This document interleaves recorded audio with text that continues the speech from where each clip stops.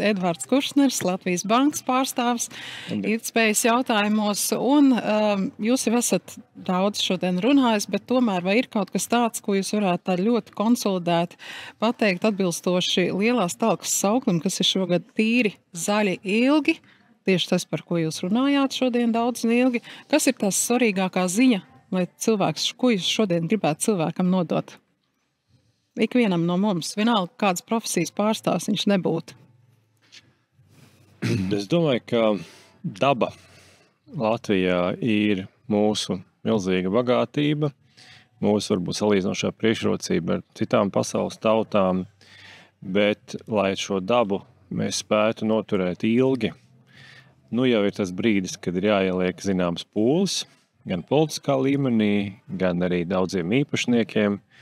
Un es novēlu tiešām visiem apzināties šo vērtību, ne tikai naudas izteiksmē kaut ko sacērtot vai uzarot, bet to milzīgo pienesumu, ko dod visai cilvēcei, mūsu veselībai, mūsu labsajūtai. Jā. Man šķiet, ka dzīves kvalitātes viens no būtiskiem elementiem ir daba.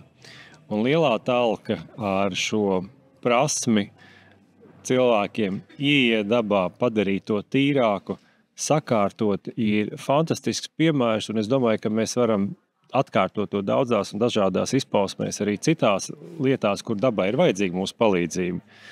Un nedomāt, ka tikai tas nomestais papīrīts vienīgā problēma dabā. Mums jāmācās to saudzēt, un mums jāmācās panākt, ka Latvijā ir daudz vairāk aizsargājumu teritoriju, kurās ne tikai daba tiek sargāta no cilvēka, bet kurās arī cilvēks iet un iepazīst dabu un bauda to, un tas viss ir mūsu kopējās dzīves kvalitātes sastāvdaļa.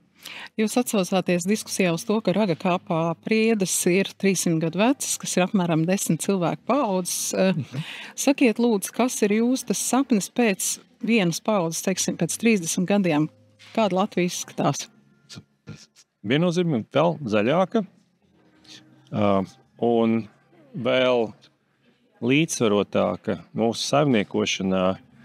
Mēs vairāk mācāmies radīt naudu, nevis kaut ko paņemot no dabas, bet ar savām smadzenēm, ar savām zināšanām, ar to otru resursu lielāko, kas Latvijā ir, tas ir cilvēka resurss.